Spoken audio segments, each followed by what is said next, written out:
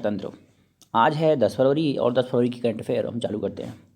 In February 2023, Jupiter with dash moons has overtaken Saturn as planet with most known moons in the solar system। फरवरी 2023 में Brihaspati dash चंद्रमाओं के साथ सौरमंडल में सबसे अधिक ज्ञात चंद्रमाओं वाले ग्रह के रूप में शनि से आगे निकल गया है। इसका आंसर है 392। के बारे में कुछ और भी पॉइंट हैं। ऐसे कौन कौन से ग्रह हैं जिनके पास चंद्रमा है? तो देखिए, बुध के पास एक भी चंद्रमा नहीं है, शुक्र के पास भी नहीं है, पृथ्वी के पास एक है, मंगल के पास दो है, बृहस्पति के पास 92 मतलब 92 है, शनि के पास 83 है, यूरेनस के पास 27 है और नेपच्यून के पास 14 चंद्रमा है। देखिए, जो बृहस्पति है वो हमारे सौरमंडल का सबसे बड़ा ग्रह है। इसे सूर्य की परिक्रमा करने में लगभग 11.8 पृथ्वी वर्ष लगते हैं। पृथ्वी का एक मजबूत चुंबकीय क्षेत्र है जो पृथ्वी की तुलना में 20,000 गुना अधिक मजबूत है। यह मुख्य रूप से मीथेन, पानी और अमोनिया की थोड़ी मात्रा के साथ हाइड्रोजन और हीलियम से बना हुआ है। इसका सबसे बड़ा चंद्रमा गैनीमेड है जो हमारे सौरमंडल का सबसे बड़ा चंद्रमा भी है। देखिए, ज्ञात चंद्रमाओं वाले ग्रह के रूप में शनि को पीछे छोड़ दिया। किसने? मैं क्लैरिफाई कर दूं यहाँ पे, एक मिनट। बृहस्पति ने सौरमंडल में सबसे अधिक ज्ञात चंद्रमाओं वाले ग्रह के रूप में शनि को पीछे छोड़ दिया। शनि को यह उपलब्धि 2019 में बृहस्पति को पीछे छोड़ने के बाद मिली थी। खगोलविदों ने बृहस्पति के चारों ओर ऑर्बिट में पहले से अज्ञात 12 चंद्रमाओं की गणना की, जिससे कुल 92 चंद्रमा हो गए हैं।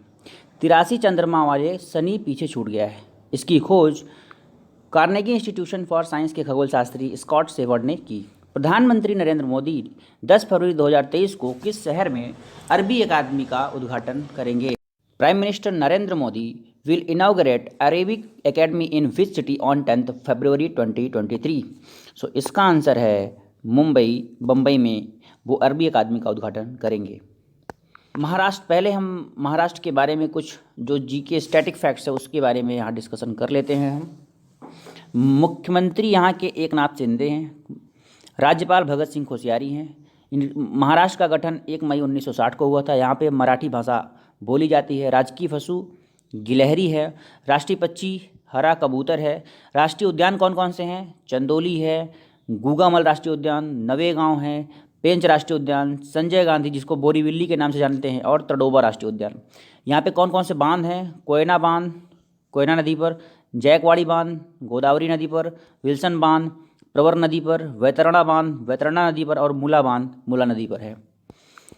देखिए, यहाँ पे भारत में दूसरा सबसे अधिक आबादी वाला राज्य महाराष्ट्र है और विश्व स्तर पर दूसरा सबसे अधिक आबादी वाला देश उपखंड है।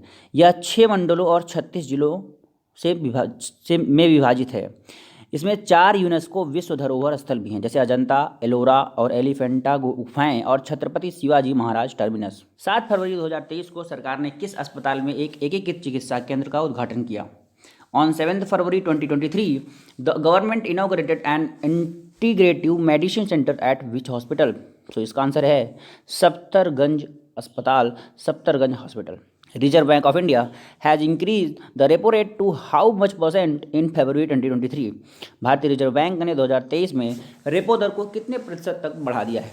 इसका आंसर है 6.5%। 6.5% रेपो रेट बढ़ गया है।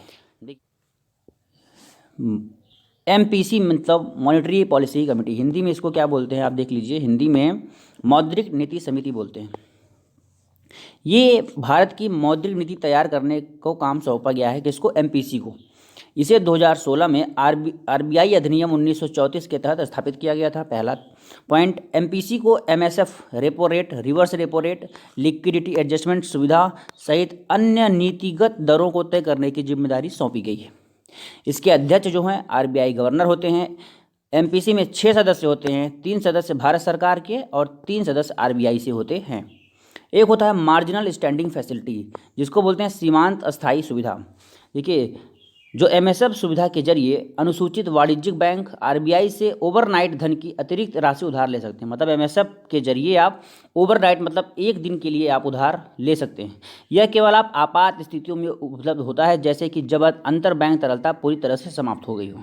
एमएसएफ को 2011-12 में पेश किया गया था। एमएसएफ बैंकों को रेपो रेट से ऊपर ब्याज दर के साथ पैसा उधार लेने की अनुमति देता है और इसे सीमांत अस्थायी सुविधा दर कहा जाता है। What is the rank of India in milk production as per the data released by Food and Agriculture Organization corporate statistics database.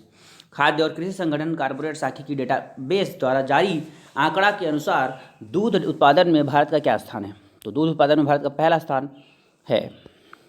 2021-22 में वैश्विक दूध उत्पादन में 24% योगदान भारत के दूध उत्पादन ने पिछले 8 वर्षों 2014-15, 2021-22 के दौरान 51% की वृद्धि दर्ज की है।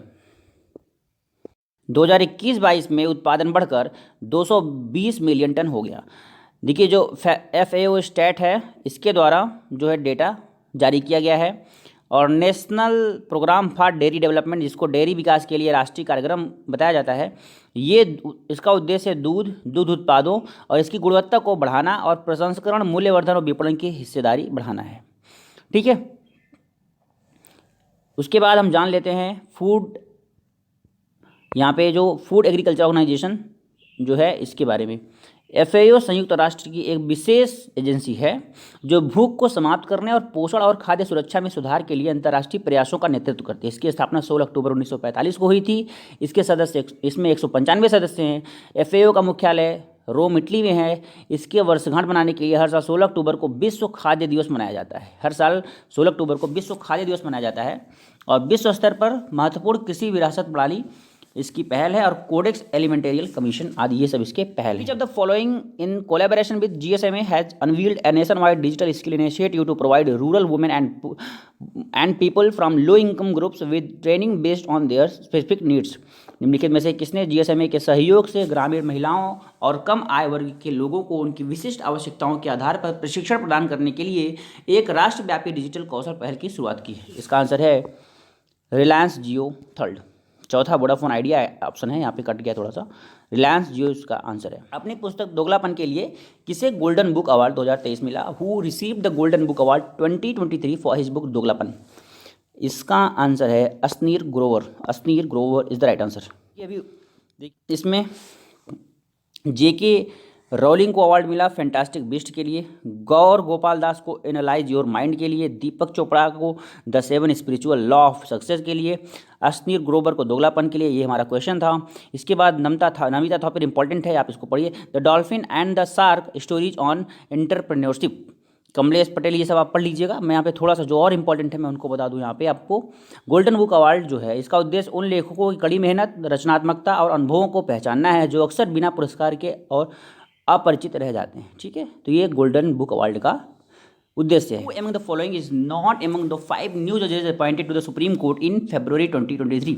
निम्नलिखित में से कौन फरवरी 2023 में सुप्रीम कोर्ट में नियुक्त हुए 5 नए न्यायाधीशों में से एक नहीं है? एक नहीं है। तो यहाँ पे पंकज मित्तल भी हैं, जस्टिस संजय करोल भी हैं, PB संजय कुमार भी हैं। तो इसका आंसर होगा राजेश बिंदल। राजेश बिंदल यहाँ पे नहीं है उस ग्रुप में। आइए हम देख लेते हैं। 5 नए न्यायाधीशों की नियुक्ति हुई है, उसके साथ अब सुप्रीम कोर्ट में कुल न्यायाधीशों की संख्या बढ़कर के 32 हो गई है। इसमें जो नए न्यायाधीश हैं वो पंकज मित्तल जो कि अभी तक राजस्थान उच्च न्यायालय के न्यायाधीश थे, संजय करोल जो कि पटना उच्च न्यायालय के मुख्य न्यायाधीश थे, PB संजय कुमार जो कि मणिपुर उच्च न्यायालय के न्यायाधीश थे, अहसानुद्दीन अमानुल्लाह ये पटना उच्च न्यायालय थे। उसके बाद मनोज मिश्रा जो कि इलाहाबाद उच्च न्यायालय के न्यायाधीश थे। इनको अभी इन 5 लोगों को अभी सुप्रीम कोर्ट में जो है जज के रूप में चुना गया। अभी हम सुप्रीम कोर्ट के नियुक्ति के बारे में पढ़ लेते हैं। राष्ट्रपति के द्वारा की जाती है क्या इनकी नियुक्ति? किसकी? न्यायाधीशों की।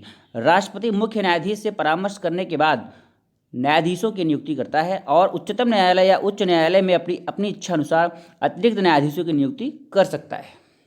राष्ट्रपति को सलाह देने समय मुख्य न्यायाधीश को सुप्रीम कोर्ट के कम से कम 4 वरिष्ठतम न्यायाधीशों के कॉलेजियम से परामर्श लेना होता है। मुख्य न्यायाधीश की राय सरकार के लिए बाध्यकारी होती है। निम्न में से किसने एक ऐसी सेवा की शुरुआत की घोषणा की जो इसके भारतीय उपयोगकर्ताओं को यूपीआई का उपयोग करके विदेशी व्यवसायों को भुगतान करने में सक्षम बनाएगी? Which of the following announced the debut of a service that will enable its Indian users to pay foreign businesses using the UPI?